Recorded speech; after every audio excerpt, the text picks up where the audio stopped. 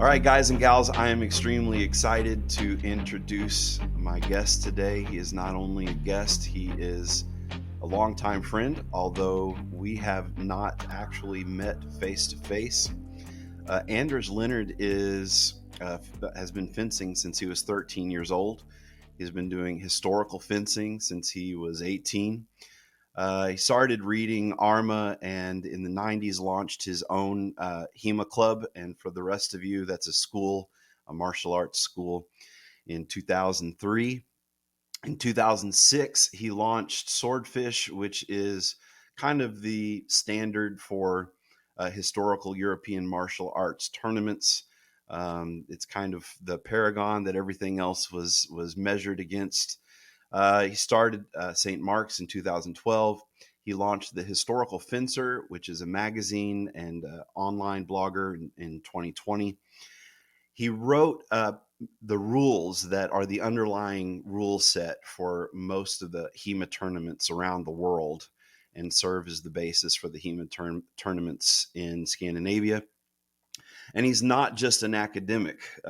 He, as a competitor, he has taken his studies into the competition arena and proven them, Dijon winning several European and North American competitions, the first place in Swordfish and second in the Nordic League. His accomplishments would probably be far greater than they even are, were it not for the fact he's very good friends with another amazing goat in the HEMA world. Don't mention his name. Don't mention his name, Axel Pedersen. And I'll say this, and then I'll shut up. I was studying for a short period of time with Jake Norwood in Washington, D.C., and I was writing this book, The Chivalric Code, after that, because I felt like HEMA needed to find its Bushido. So Jake was helping me with the book. Jake Norwood was doing some of the proofreading. And when I asked Jake about writing the foreword, and I'm guessing this was about 10 years ago or more, Jake said, you think a lot like Anders Linnard. And he said, I need to connect you with Anders Linnard. He would be the man to write the foreword of this book. And so Jake Norwood connected us, and ever since then we've stayed in contact, not only as it relates to HEMA, but just as it relates to life. I think I would wrap all this up by saying that his greatest accomplishment is that Anders is a husband and a father with a beautiful family. And I'm just glad to have you on board. So thanks for being here. Thank you for having me. Wow, what an introduction. Am I supposed to live up to these kind words now during this podcast? I have to apologize to your viewers first. I just came home from my son's soccer. I'm saying soccer now. It's called football, but this is an American show. They have his football team our club has a tournament. So I've just been flipping burgers since this morning, and it's very, very hot. And it just ended 30 minutes ago, and I didn't get a ride home, so I just basically ran here. So if I look a bit flustered, and that's why. That's my excuse for that. I gave a long list of your accomplishments. How old are you? I didn't get that from you. How old are you now? I tell my son I was born just before Lindisfarne. So what would that be? Like 1,300 years? No, I'm 48. So born in 1975. Yeah, we're the same age. I was born January of 76. So that's interesting. I want to ask you first off, explain to our listeners what HEMA is, and second to that, I want you to explain why you decided to devote your life's work to HEMA. So it's a two-part, double-edged question. Yeah, there's a big question. The last one, the first one is easier, I think. So historical fencing or historical European martial arts is really there are a bunch of fencing treatises and manuscripts dating back from the medieval period and onwards, where fencing masters would write down their arts in fencing and wrestling, on horseback, in armor, or unarmored, and all of that, with dagger and different types of weapons. And previously, well, for the most part in modern history, they've been treated more like as a curiosity and as an academic subject. They were looked on as books. But then some knuckleheads came up with a brilliant idea that, maybe we should try this out and see how it works and try to understand the art of it and make it a living tradition again. So it went from an academic subject. It basically, you could say that it has an academic side to it, and that's where it comes from, where we're finding these texts and artwork on historical fencing from the old fencing masters, and then we're transcribing them and translating them, figuring them out, interpreting the sources, because that's often necessary, then training them and competing in those arts. And we're trying to be, I don't know, as I would say, true to the sources is actually not the correct way of describing it. That is one aspect of it, but we're trying to explore these sources. I would say that's a better description of what it is that we're doing, because we don't have a direct connection to the old monsters. We're interpreting what they're saying, so we're exploring it. So anyone who's looking for an absolute truth coming from a master won't really find it in historical fencing. You'll find something else, and hopefully something true about yourself and about the fencing arts as well.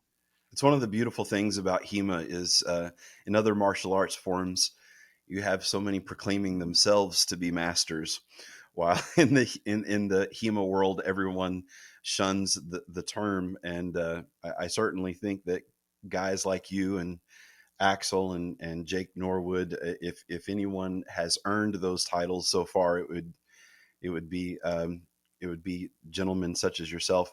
Why come into a valley of dry bones like this and breathe life into it? Like, why? I mean, this is a big undertaking. Why have you taken this on and devoted your life to it? Okay, so the funny answer to that is to get to meet girls.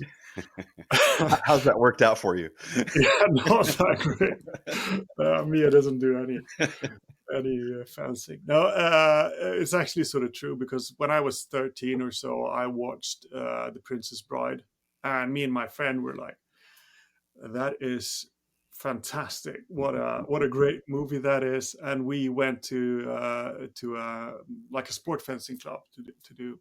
And we were nerds. We were reading Tolkien and fantasy and playing role playing games and all of that. But I always had that sort of drive and desire of well, there is that, longing for the sword as an and having the knight and the warrior and all of that as sort of an archetype to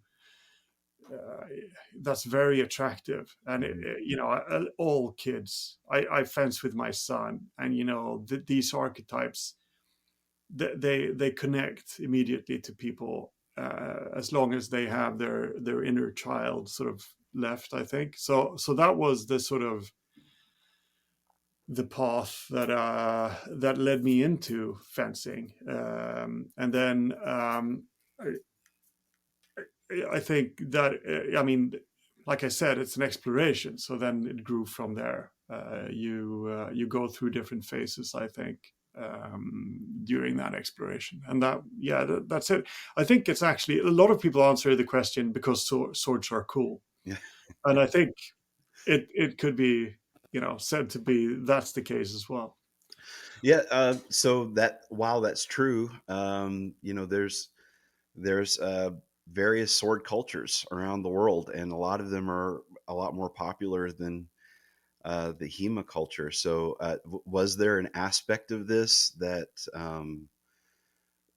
because of your heritage, because of your Scandinavian heritage, Northern European heritage, that attracted you to this sword discipline more than others? Yeah. So I think that's the case. I think actually the knightly the knightly ideal and the European heritage of sword fighting and fencing and chivalric ideals are like they're so powerful that they are actually spreading.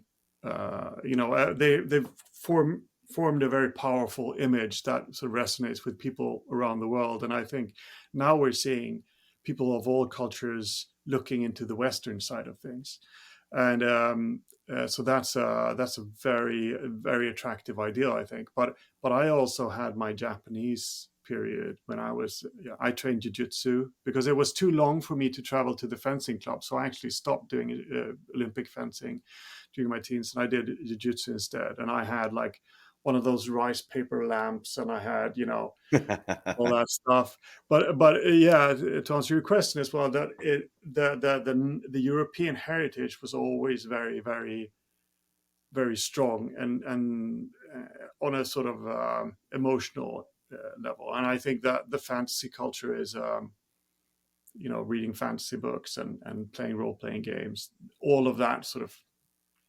uh, comes from that. I think that sort of archetypical image of that period and the medieval period, of course, and the sword. Mhm. So yeah, Yeah, the Japanese martial culture is very intoxicating to people around the world. yeah, I had my start at. I have pictures of me as a blue belt at 9 years old in Wado-ryu, which is a Japanese form of martial arts. It's probably the closest to kickboxing that the Japanese came to. Very, very simplistic. When you compare it to Taekwondo and things like that, but. Um, why do you think, and you touched on this before, HEMA has been a codified martial art form um, in written form longer than these other very popular, martial art forms around the world? Why do you think that it fell into disuse? I think I know what your answer is going to be to that, and why. It's a two-part question. Why do you think it fell out of favor, and why do you think it's falling back into favor now? yeah. Okay, so I just have to say, you mentioned Jake Norwood before, and he actually gave me the Hagakure uh, book. So I owe him a debt of gratitude for that one. That's a sort of a Japanese martial ethos book on honor and all of that sort of chivalric values of the 17th century. I think it's 17th century Japan. But uh, I mean, it didn't really fall out of favor. It evolved and it changed and it lost its meaning in modern societies. But I mean, it never. The thing is that it never really died out. We often say things like sport fencing is diluted and everything, yeah, but it also actually contains a lot of the aesthetics and the values and things like that. It's a sportified thing because that's sort of the natural evolution of when things fall out of favor. Uh, but I mean, there's no practical use in modern, Scandinavian societies. Been very civilized for a In long the time. end, there can be only one. There is Yeah. So I think that's a sort of the practical answer to it. But the other the of why the treatises they evolved and they moved on, like the longsword fell out of favor because the rapier, and that had to do with historical shifts and the necessities of that period, and then guns and all of that. But in terms of ideals, it never fell out of favor. Like, if all through history we have statues and paintings and books of these arts, of even if the authors and whoever sculptors and painters didn't know about these arts and how they were performed, they still remained a very vivid image of our culture. So to them. So they've always been there. And of course, there's just large discrepancy between sport fencing and whatever. But I mean, the martial culture of Europe is fantastically strong. We just, stopped calling it martial culture, and we called it boxing, and we called it Hmm. savat, and we called it sport fencing or wrestling or whatever. So there's a or the American jiu-jitsu, which is shooting guns, right? Yeah. Just to further illustrate your point, I'm not sure if you're familiar with the Marine Corps K-bar, but Yeah, it's a knife, right? yes, Yeah, yeah, it's a fighting knife, and it is a fighting style within the Marine Corps. yeah. Mm. And I've got sons, one who's just finished up his tour in the Marine Corps, another that's in right now, and I've got a third son who's a junior in high school that plans to sign up next year to join the Marine Corps. Oh, And I wanted to teach my sons the K bar.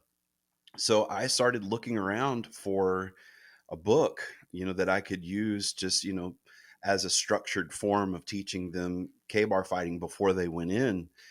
And it didn't exist. And there is one K-bar book, and it's not even written by someone who served in the Marine Corps. It's just someone who saw this niche needed to be filled and kind of threw something to. Well, I don't want to. I haven't read it, so I don't want to be too critical. But from what I read, it didn't really seem to be rooted in the actual Marine Corps martial art of fighting with the K-bar. And I think this just kind of illustrates your point. These martial art forms, the dagger, it just evolved in the martial world, and this has been passed down to us. I mean, the K-bar has been in use as long as for 150 years in the Marine Corps, and where that knife fighting style originated in the Marine Corps probably traces its roots to the European, dagger fighting styles, but it's not a written tradition. It's an oral tradition that's handed down from martial combatant to martial combatant. And hey, maybe that's a book that I need to write. But um, yeah, you should. but there's definitely that evolution that takes place. And of course, to your point, you can't just walk around. Maybe you could walk around with swords in this modern day. I think actually in many cities and states in the U.S., you'd probably be easier to walk around with a sword at this point than to walk around with a firearm. Mm. But how do you feel? I had a podcast, a couple podcasts back, with Bishop Hayes, where we talked about the quest for truth. And this is one thing that I've noticed about you. And some people just seem to be more intellectually honest. And what I mean by that is they're more willing to say, no, my allegiance is just to truth. My allegiance is just to facts. And wherever those truths take me, that's where I'm going to go. And I've seen that in your life, in personal conversations.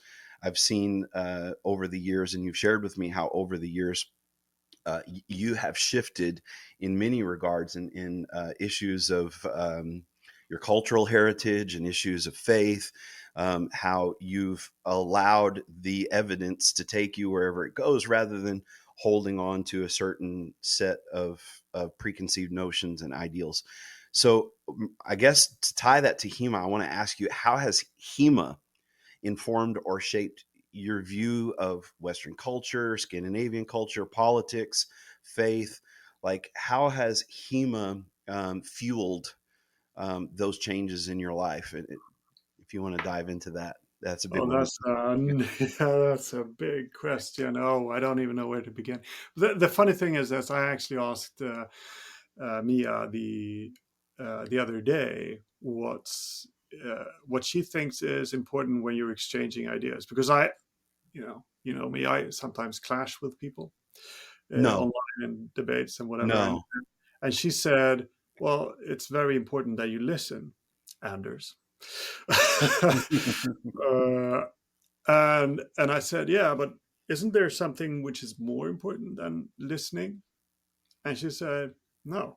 And of course, she's right. Like listening, and there's this whole, how you discuss things. If you can you recite what the other person is actually saying before you argue the Hmm.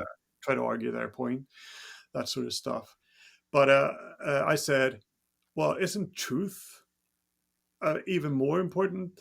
I mean, why should I listen to someone who's not even interested in the truth? Like, why would I even take into account your opinion? Like, if I don't believe that the Earth is flat, and if you tell me that the Earth is flat, you've got a pretty big, uh, you need to convince me very well. But it's also like I don't think that your opinion is as valid as someone who's maybe been in an airplane and seen that the Earth isn't flat.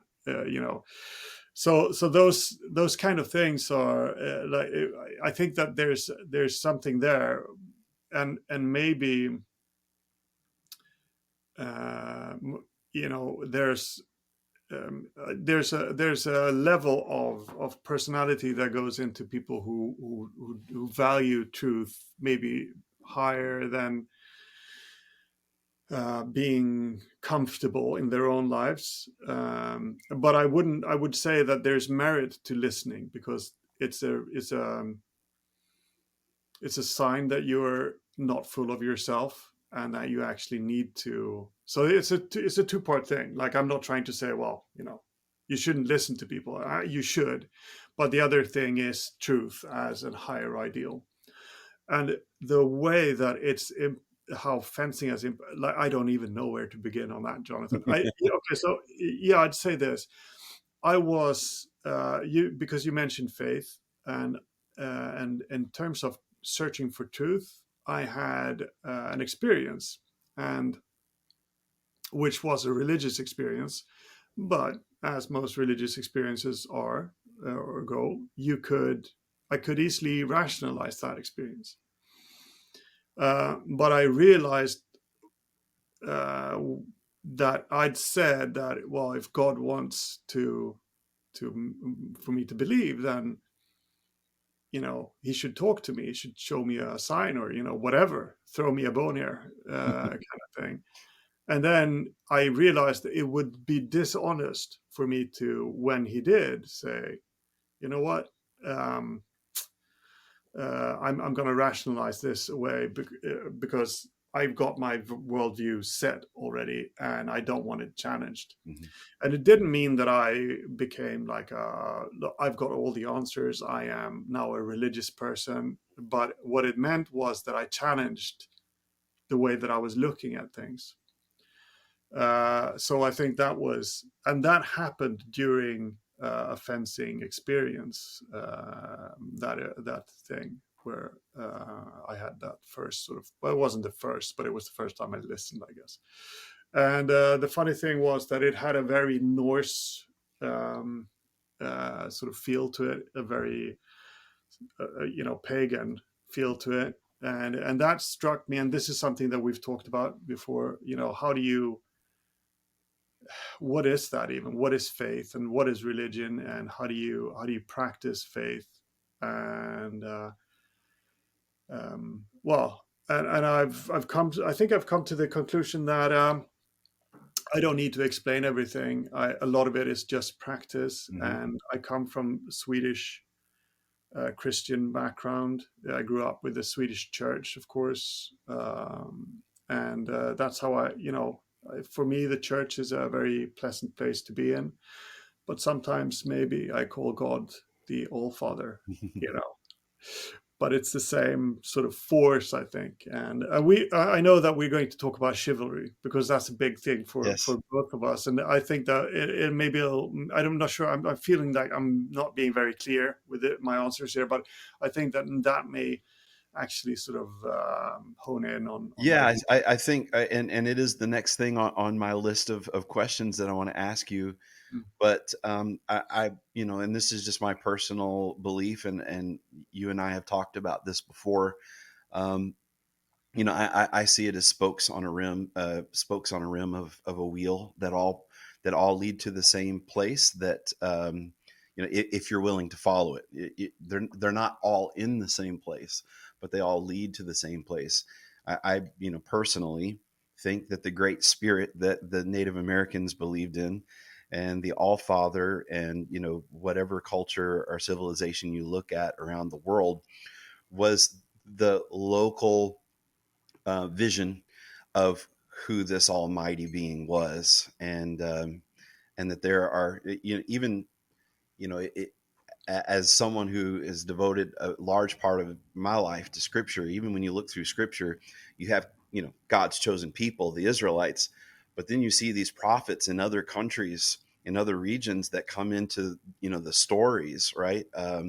Balaam's donkey, and the high priest of Medea. You've got these prophets, these spiritual seers of other nations, of other worlds, of other cultures, that at one point or another, interface with the Jewish nation. So, yeah, so I think all of those things are spokes of a rim that are to lead us to a universal truth if we're willing to follow it. But I don't want to go too far down that road in this conversation. I think that's pretty awesome that that through your art you saw this. You had this epiphany. I think that's pretty awesome. I think probably my first epiphany came in nature, being out, in creation, and it was actually an interaction I had with a wolf, so it's interesting how God chooses to speak to us, and and the things that we glean from that. So yeah, you've introduced it. So let's move on, and we have talked about the Bushido, the Japanese warrior ethic. And there is a lot of evidence, and I shared a little bit of it in my book. There's a lot of evidence to show that was reverse engineered from European sources. And the more I dug into the chivalry of European culture, which obviously European culture has, for most of its history until recently, was a Christian culture, that a lot of the warrior ethos of the European culture, the chivalric code, had its roots in the Davidic ethic, of the Old Testament. I actually just did a teaching series on the warrior poet David, and the more I dug into it, I just kept seeing chivalry everywhere, and the more I studied it, the more I realized, yes, this is absolutely, where that Davidic ethic is absolutely where they're drawing this from. Do you, how do you feel about that? And the other side of that question is, do you feel that chivalry has a place in modern HEMA, and why do you feel like it's not been embraced more? That kind of thing. Just take your liberty on that topic, if you would. Yeah. Okay. So, okay. So, yeah, it has a great impact on influence on HEMA, and it should have a natural place. And I'll try to, but not just in HEMA, but in people's everyday life, I think. And I'll if you will, I'll try to explain that first, and then we can go back to the historical roots of chivalry and the ideals and how it sort of developed. But because I was politically attacked and canceled and all of that, and there was one thing that taught me of going through that. It's that that old saying of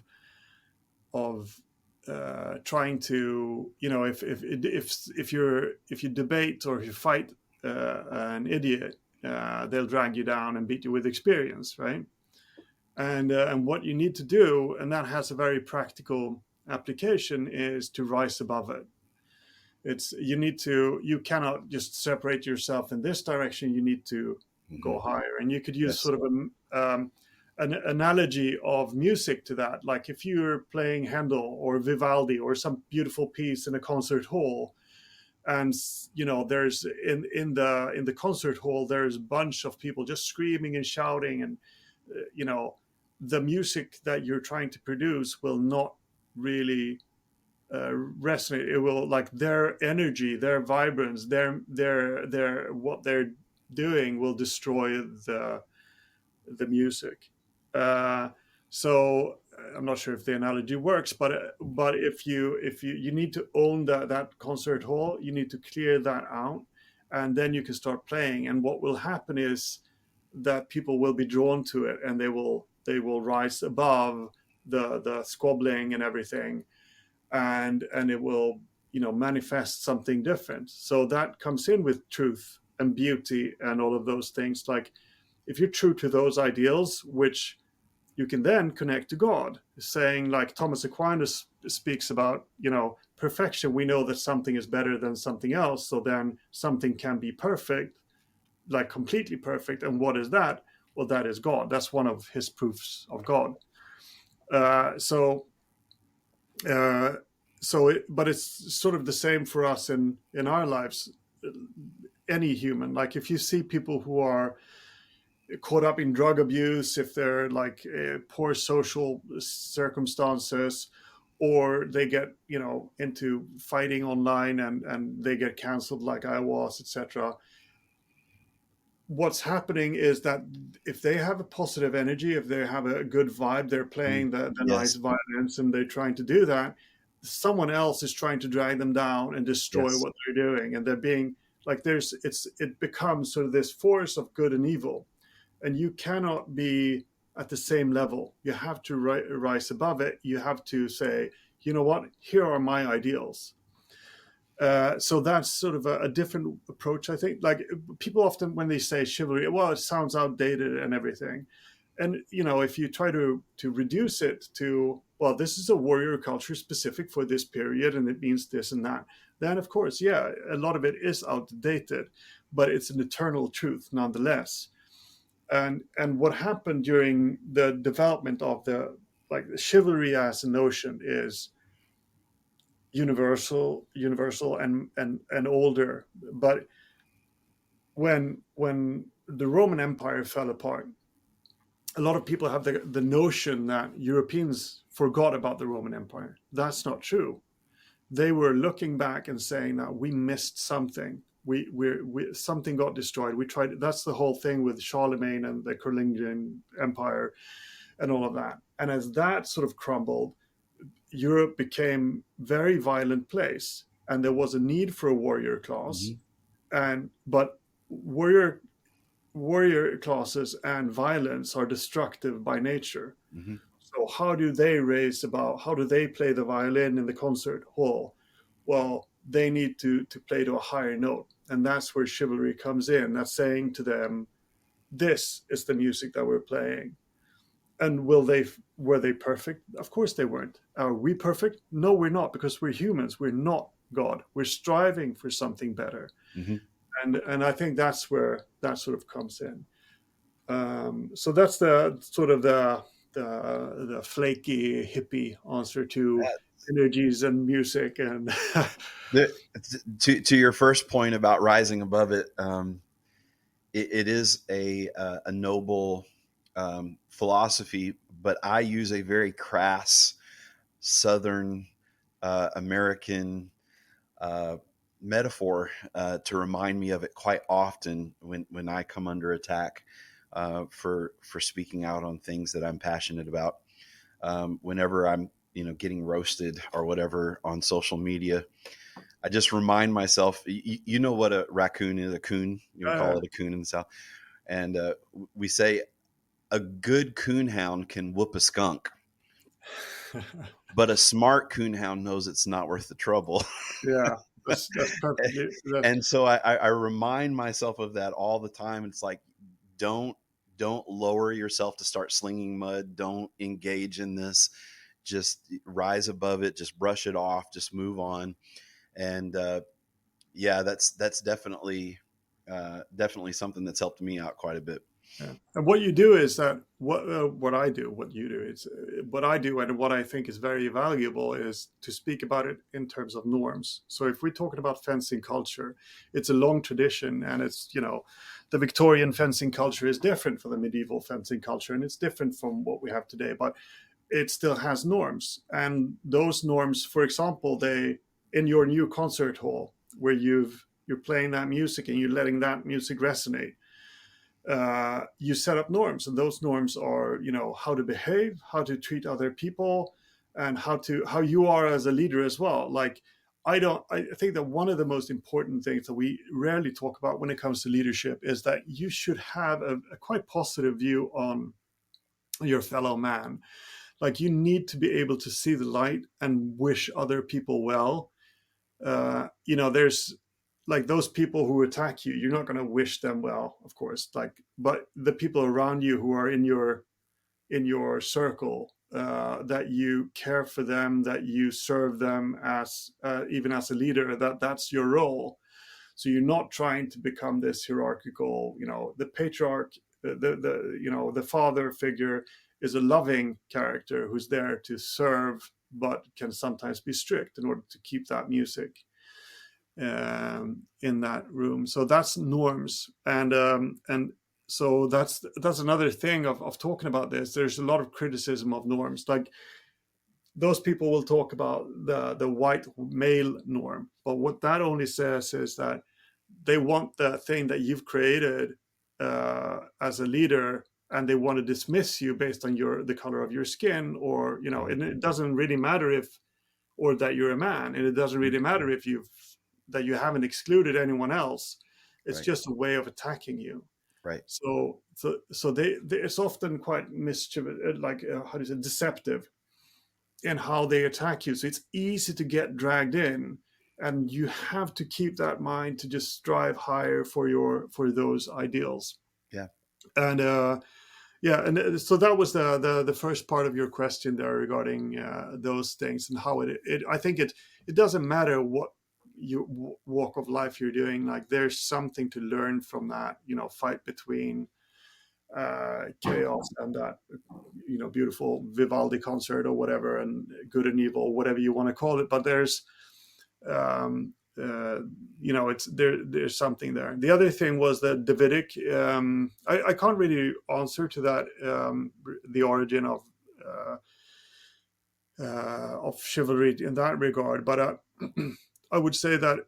So we've talked about Saint Augustine, which he's love his work, his meditations or confessions, and there's. I mentioned this in a chat in a chat with you, where there's something like the Middle East, the areas in the Middle East where Jesus lived out his life, they were thoroughly Hellenized during that period in time. Mm-hmm. And there's a lot to be said that Jesus, if like, depending on how you view him, of course, but those teachings sort of resonate with some Greek philosophies regarding asceticism and stuff like that. That the world, you shouldn't be a materialist. You should, So maybe it could be that there's this. That can also be just how his words were interpreted, how he was interpreted in that time. How they were written down, etc. But I think that there was a lot of those learnings that went back and forth in that time. It speaks to what you said before, that a lot of these, truths, they emerge, they pop up in different cultures and take different forms, but they're really the same story. And the other thing is that when St. Augustine, he was a Manichaean, he was a pagan, he was born in Northern Africa. His mother was a Christian woman, and he studied in Carthage. And when he describes in his confessions, it's pretty fun. I love that stuff, because he describes him as a kid. They're stealing fruits for the love of doing mischief. I did that. We also, stole apples in the gardens and stuff like that. But and then but so he was a learned Roman, and I think that for the Romans, when the Christian ideas came to Rome, they basically thought that these were unsophisticated thoughts. That's like they because the classical world, they had this academic, you know, all of our rational worldview sort of can find its roots back to the Romans and Greeks, and here comes this, and it's written in a completely different tradition, but it's what it does have is a lot of passion. And I think that it may be that it's actually feeding back to the Romans always said, well, we used to be great, but now we've degenerated, right? So they're getting fed back their own ideas, maybe from pushing those ideas out to Palestine and then getting them back.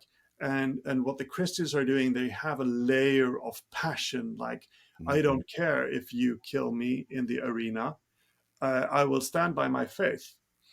And for Augustine, when the world is crumbling, when he lived, the Roman world was falling apart. You know, the barbarians were literally at the gates, and it's easy to see that how he could have felt that, well, you know what, we've degenerated. We need to find this eternal truth, but also the Roman society being sort of ritualistic. There's probably an English word for this that I'm not finding. Like, it's going through the motions of traditions, but they've lost the meaning. You know, there's a lot of pomp and whatever, and then you have these sort of ascetic Christians that are coming in, and they're speaking truth to power, and they're ready to die for it, and all of that. But for an intellectual like Augustine and Ambrose and those early church fathers,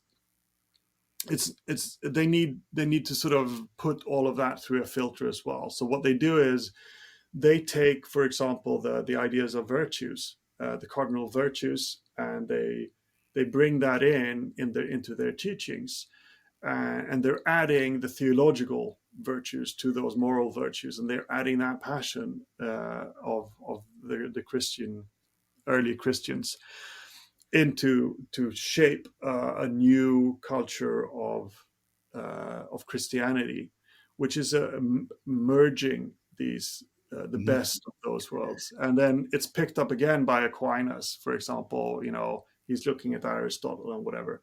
But this is really how, when we're seeing the Knights saying, like, okay, so the cardinal virtues of justice and honor and temperance and all of that you'll find in Geoffrey de Charny's or Raymond Lull's books on chivalry 1,000 years later. Well, why are they talking about, if they had lost the ancient world, why are they talking about the virtues, the cardinal virtues, the same virtues that Aristotle wrote about? Well, it's because of St. Augustine and Ambrose. The early church fathers, they took the Bible, that theology, and merged it. And when they were talking about a higher truth that they need to aspire to during those very violent years, as you know, Charlemagne's empire crumbled and all of that, well, they fell back on that. A lot of the post apostolic fathers, like you're describing, a lot of them were Greek philosophers before they became Christians. Many of them continued wearing their Greek philosopher's cloak in their pulpits when they preached Christianity, because they saw Christianity as the ultimate culmination of Greek philosophy. Whether that's good or bad could be debated, because to your point, like Augustine in particular, he's looking at Christianity through the lens of a very Gnostic ideology of, anything earthly, fleshly, physical is inherently bad. Whereas my faith tradition and the Scandinavian faith tradition says no. There's this blending of the natural and the spiritual, and the natural can be just as, the physical can be just as divine, and the natural world can be just as divine as the spiritual, because it has the same source. I don't know if you're familiar with this, but a historian his name is escaping me right now. He wrote the title of it's really catchy, but there's more to it than the title. He wrote a book called How the Irish Saved Civilization. Nice. And basically what it is He missed the point. This was the Welsh. The Welsh. right. Did it. So so uh, so when Roman Catholicism, and Hadrian's Wall, the whole 9 yards, when it came up into the British Isles, there was Christianity already there. The Roman Catholic Church anathematized the Christianity of the Celtic Christianity because it wasn't Catholic, but it held a lot of more what you and I would say, more nature centric ideals than the Catholic Church did. They had church services outside. They baptized in living, moving bodies of water. All of these kinds of things that the Romans just thought was pagan.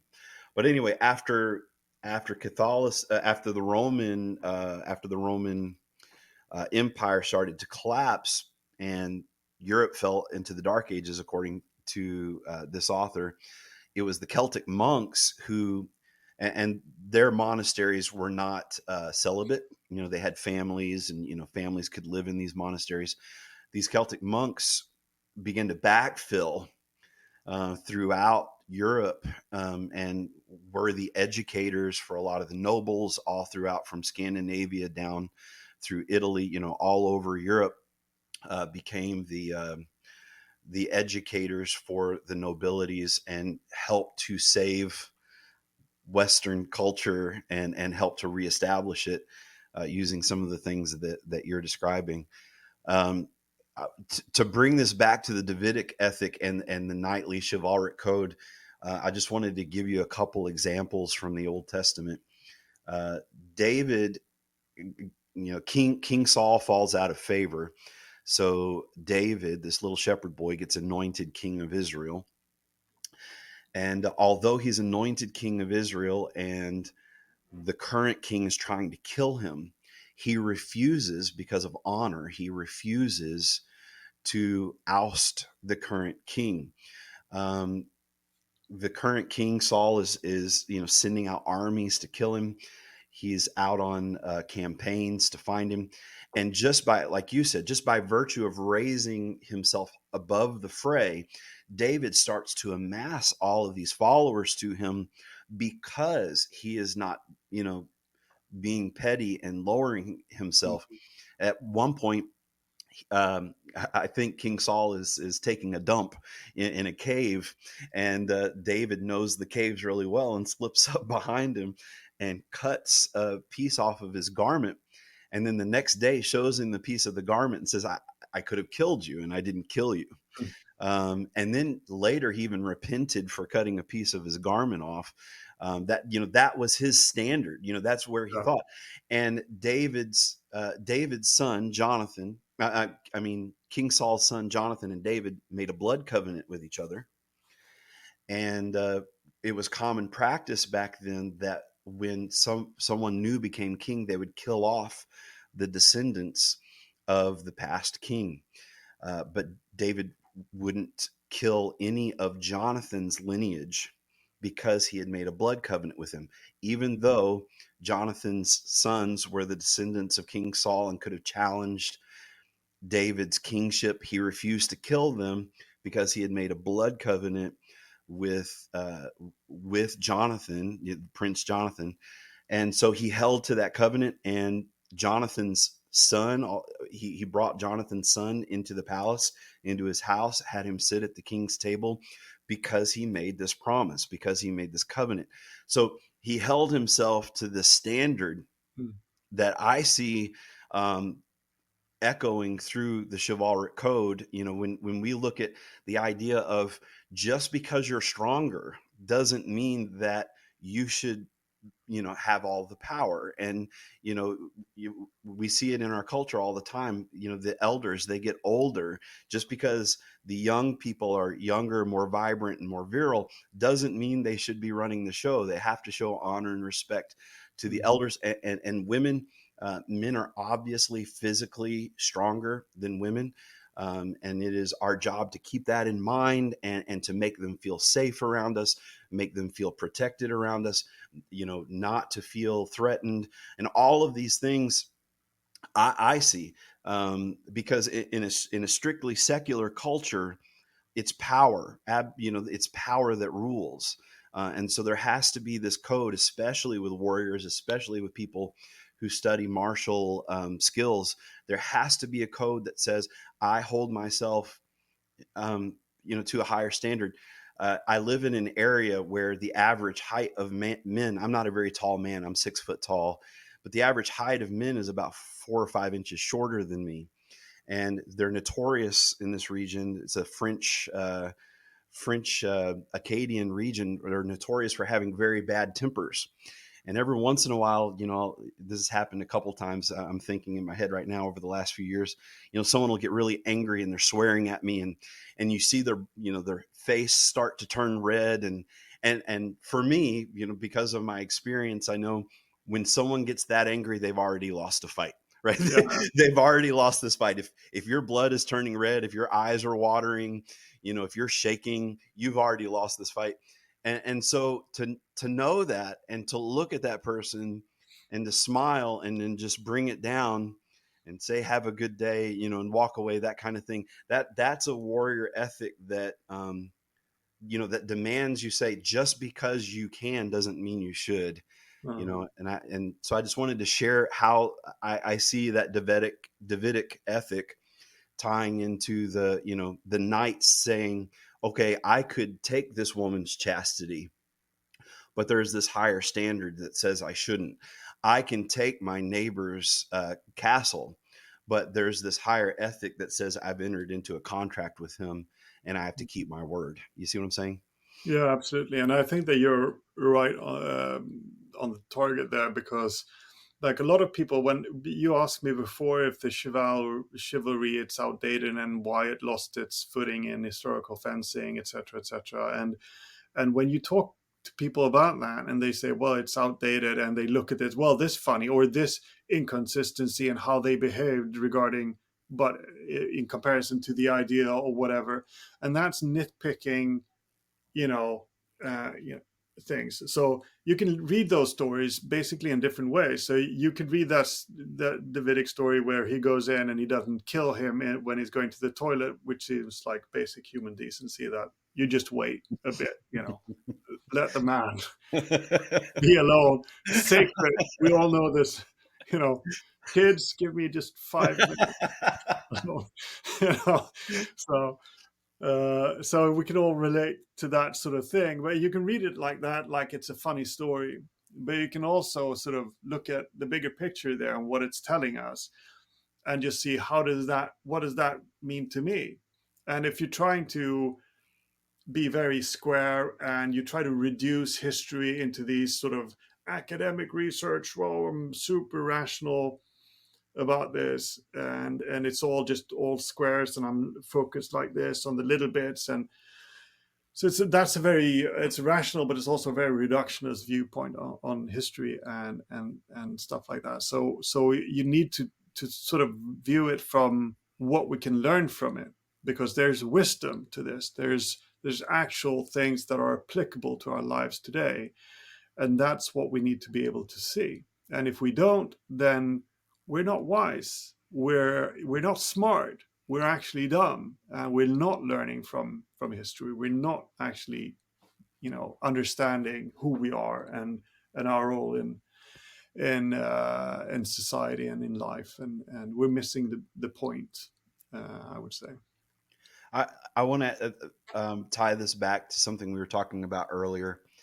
I've seen something interesting in I guess it's been around 10 years that I've been dabbling in the HEMA world. And that is, we are celebrating a European tradition and a European art form. But at the same time, a lot of the practitioners have a detestation a self-loathing of their own heritage and culture. It's the Uh, strangest thing. isn't it the strangest? And Do you have thoughts on that?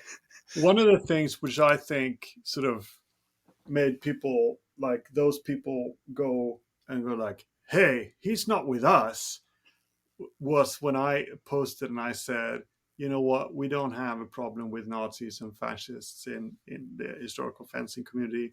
We do have a lot of leftists, and and it's fine. You can believe whatever you want. I don't care because this isn't about politics. This is about fencing. But you also have to accept that we're actually doing something which is naturally conservative. It is something which has roots and meaning, and you can draw ideas from. And it's a celebration. That's actually one of the greatest things about historical fencing. It's that we can apply these knowledges in a practical application, which is the fencing community and the fencing world, and that made them very angry with me. That's, I think, when a lot of them were like, that guy, we're gonna try and get him. And I did the mistake of going into fights with him. You should never do that. You should just like whatever, and move on. I, Yeah. I don't want to interrupt you and hold that thought, but Joe Rogan taught me that, actually, of all people, Joe Rogan taught me that lesson. He said, "I say what I want to say, and I never visit the comments." He said, Oh yeah. he said, I never get down in the comments. I just say what I want to say, and I keep moving." Because it's so toxic, right? And you have to realize that a lot of these people, and because we've spoken about this before. I grew up. I was a very much of a lefty myself. It's the labels are really not interesting, but a lot of the people, I left that movement because I was tired of the people and what they made me into. Because I was sitting there down in that concert hall with all those people shouting, and a lot of them are resentful, they're spiteful, and there's narcissists. Like those people who attacked me, I could point out that guy is it's a clear-cut narcissist. It's all about me, me, me. It's about power for him, and he's just using the words that he's using to win or whatever he's after. Virtue signaling. Yeah, they don't matter to him. He doesn't believe that it's about him. And all of those, like, they're toxic people that are just out of tune with themselves, and you cannot fix them. Well, for a lot of them you can't fix them, but you cannot fix those people who actually have the potential for something greater, or by being in an argument with them. All you can do is raise above and play that violin and play that music and exude that energy, Mm. and it will draw the best out of people Yes. who are attracted to it. And some of them will never know or never learn, but some will, and that's just how you should approach it, I think. Yeah. Like sometimes you have to be a stern father in your house and say the door is shut, you cannot get in, this is here but not further. That's it. Here's the limit, but you don't argue with them. Hmm. Yeah. So That's absolutely right. Um, I was thinking when you were saying that about how the labels don't really matter that much. It's more the philosophy behind them here in the U.S. And I can't speak for where you're at, but here in the U.S., the terms conservative and liberal mean conservative and liberal. They mean nothing anymore. Left and right kind of does, but conservative and liberal. And why do I say they don't mean anything anymore? Most people would consider me a conservative, but I'm not a conservative based on what that phrase meant 50, 60, 70 years ago. And most of the people who claim the label liberal are not a liberal in the way that term was used 60, 70 years ago. I'm far more liberal in the traditional application of the word than most of the people who claim to be liberal in my country. And I'll give you an example. I may disagree with you, and I think this was your point in your original post there that got so many attacks. I may disagree with you, but I am going to defend. I may disagree with what you're saying, but I'm going to defend to the death your right to say it, Mm. because that's true liberalism. Like I believe in free speech to the point to where even if I adamantly disagree with you, I'm not going to try to silence you, because the only thing that suffers from examination and comparison is error. Mm. So I'm not trying to silence anyone. I'm not trying to shut anyone out. But we have this thing going on in Western culture where people who consider themselves liberal, they will say we embrace everyone, and we will criticize anyone who voices any dissent, until it comes to things like bad ideas. And I'm just going to say this: there are global world philosophies that are just really bad ideas. And when you point out, let's say, to our left friends that Islam, as a religion, persecutes homosexuals to the point of death, will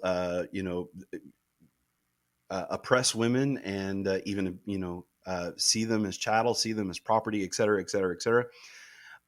Then again, we get in trouble for pointing out these truths, and it shows the inconsistency of those that we're speaking with. Yeah, exactly. I actually had a conversation with a homosexual friend who's from Iran, and it's sort of what's the English word for it now, that your worldview collides with the realities, and you're getting a mixed brain signal. Mm-hmm. There's a very neat English word for it, but it escapes me now. But that being these people who are sort of pro gay rights, etc., being Pro pro Hamas.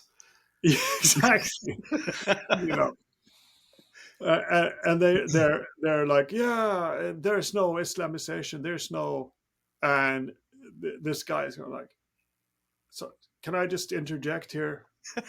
Like, I ran away from these countries because they want to hang me from one of those things.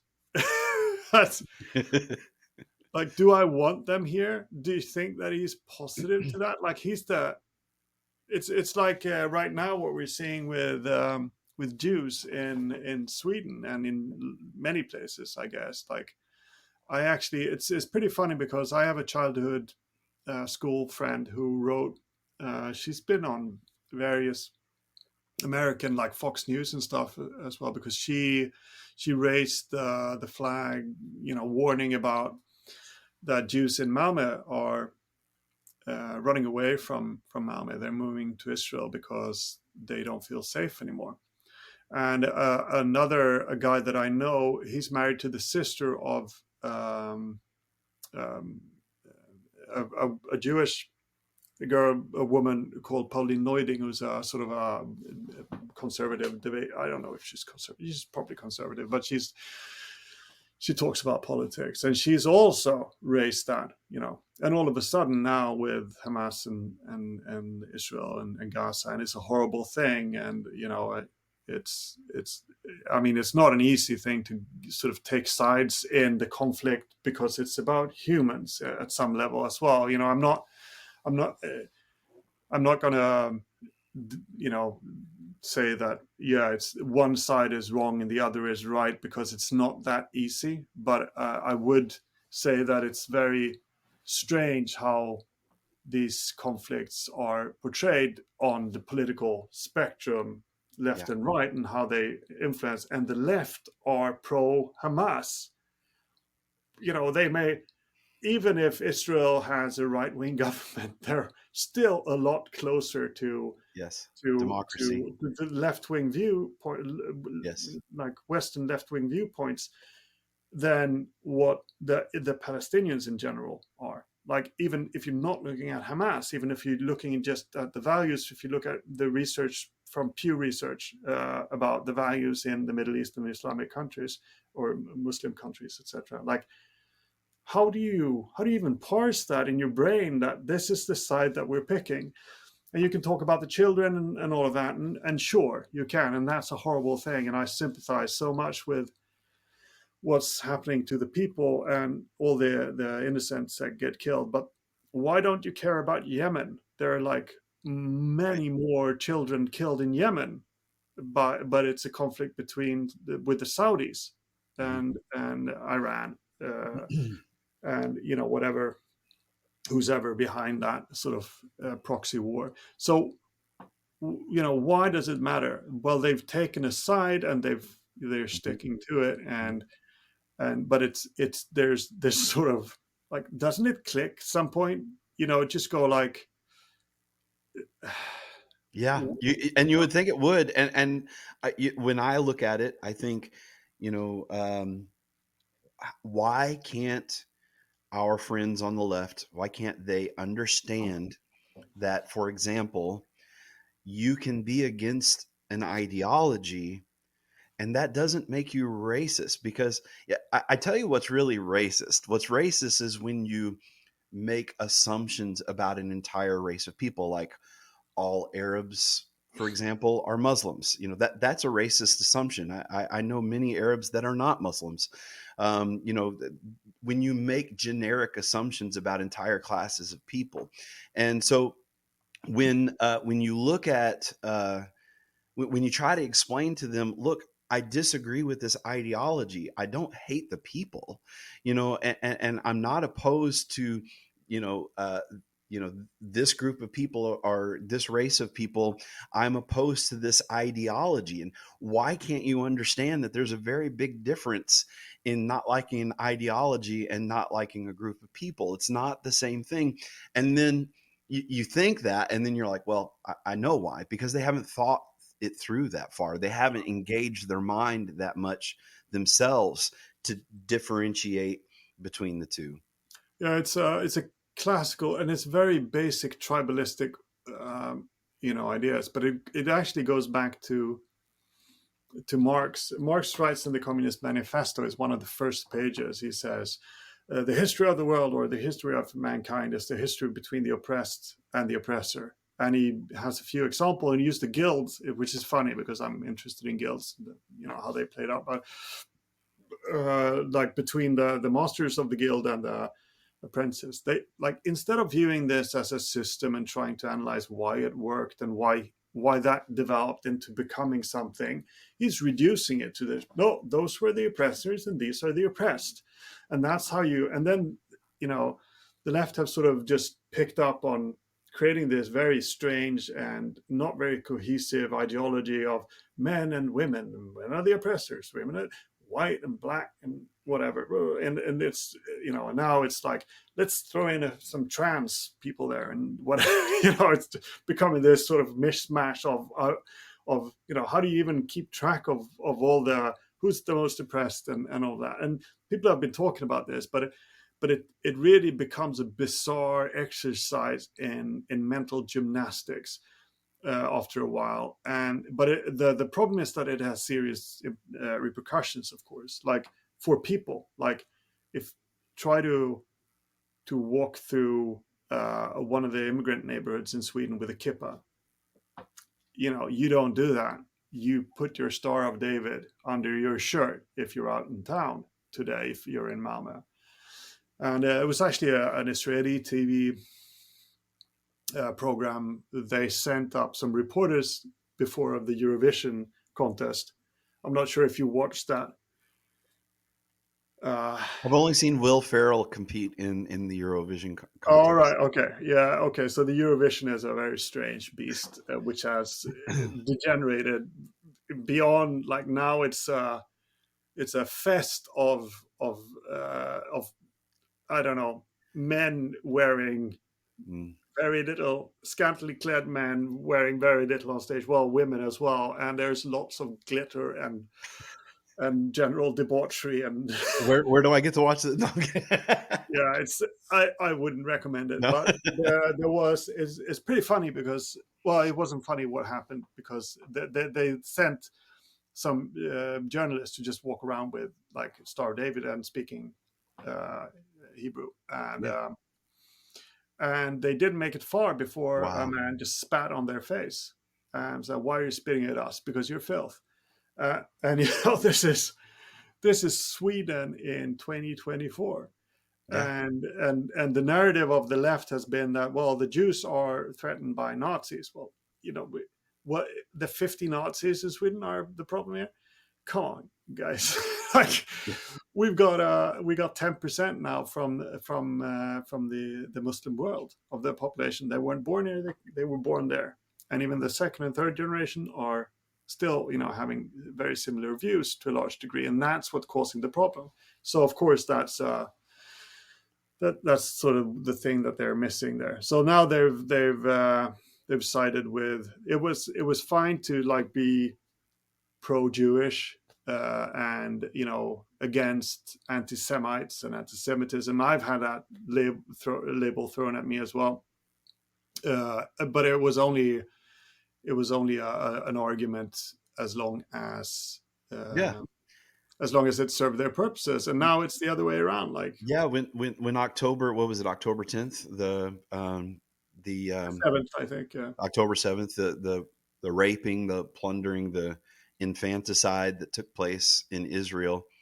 I was, and it's funny, the same left that would have called us anti-Semites, a year ago, were ridiculing me for leading up a pro-Israel rally in my town, to show our support for the local synagogue and for the local Jewish community, to let them know that that we stand with them and we support them during this time. It's amazing not only to see anti-Semitism raise its head almost to the year on the centennial anniversary of when anti-Semitism became a craze in Europe 100 years ago, but to see where it is rearing its head, to see, what segment of our culture is actually propelling this forward. It's pretty shocking. And they're taking it's their parallel is also so obvious because of what we said before, that it's tribalism, and they're just like, you want to figure out who you were during that time. Well, you could just look at yourself right now. You're following. It's not like, just let's make this clear first. Like, the conflict in itself, it's a beast of its own. Like, we can talk about that. There's a lot of ins and outs and what's happened, and it's basically two groups of people who want the same piece of land, and that's a conflict.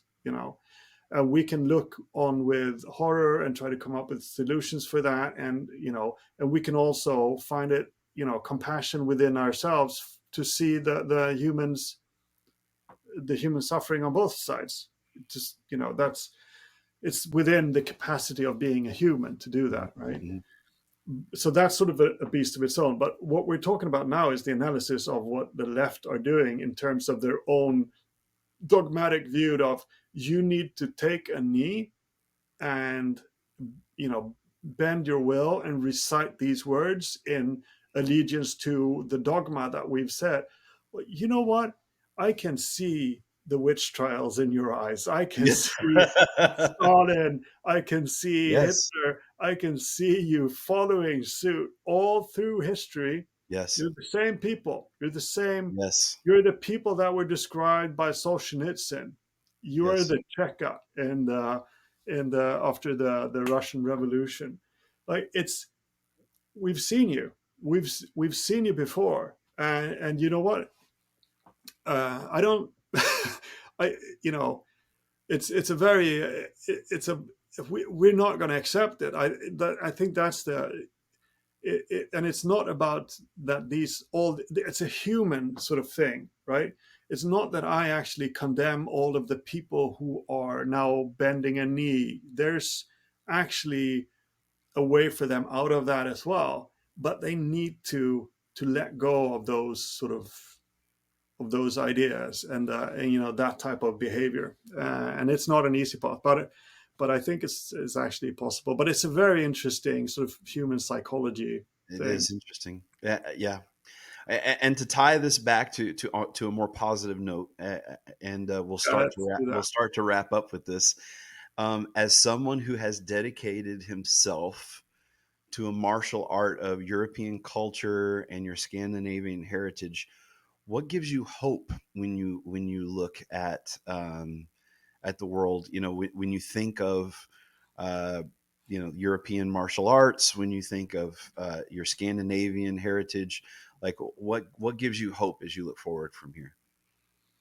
A lot of things. I mean, there are a lot of dark clouds on the horizon in the world, and all of that, and it's easy to focus on that. But I actually sense, like in Sweden, for example, it's a completely different society today than just 10 years ago. As for someone like me, like the things that I said 10 years ago are now being said everywhere, you know. And there's a lot of challenging of the negative things. But I also think that for me personally, I have a club here now, locally where I live, and trying to, create a positive atmosphere that is welcoming, but also follow these ideals. And I can see that it's got a positive impact on people. I can see that there's light here. There's something growing in the hearts of people, and they actually, we're playing the concert in the new concert hall, and people are listening to it. So I think that's very positive, and I actually feel a lot of hope for that.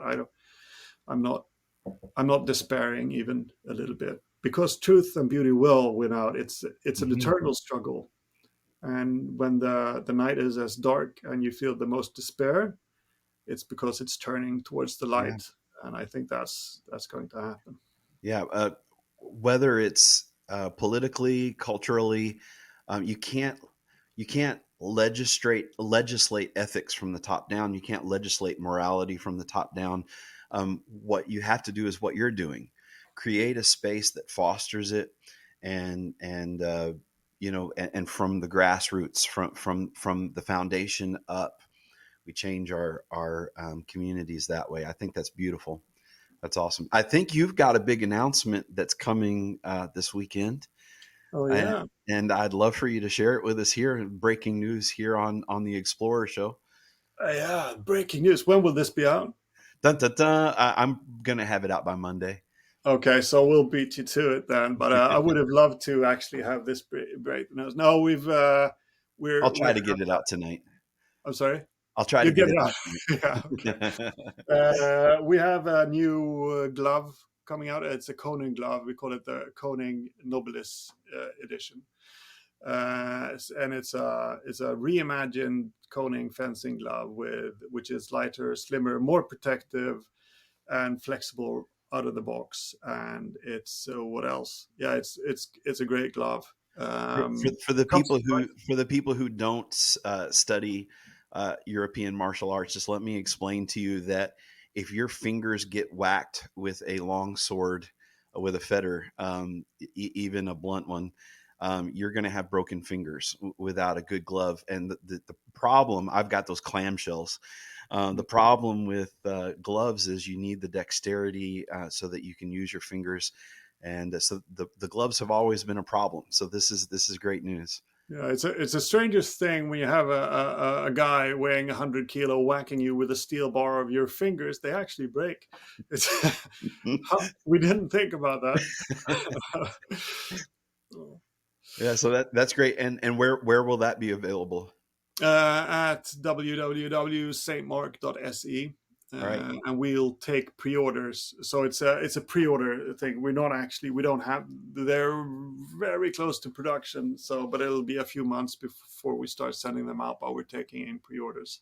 that's fantastic. And what about the rest of your work? Your fencing magazine, your blog. Where if people want to follow you and look into your work, where's the best place to start? I think that's also a hard question. I mean, we've got the St. Mark YouTube channel where we post things. There's also a newsletter that comes out irregularly.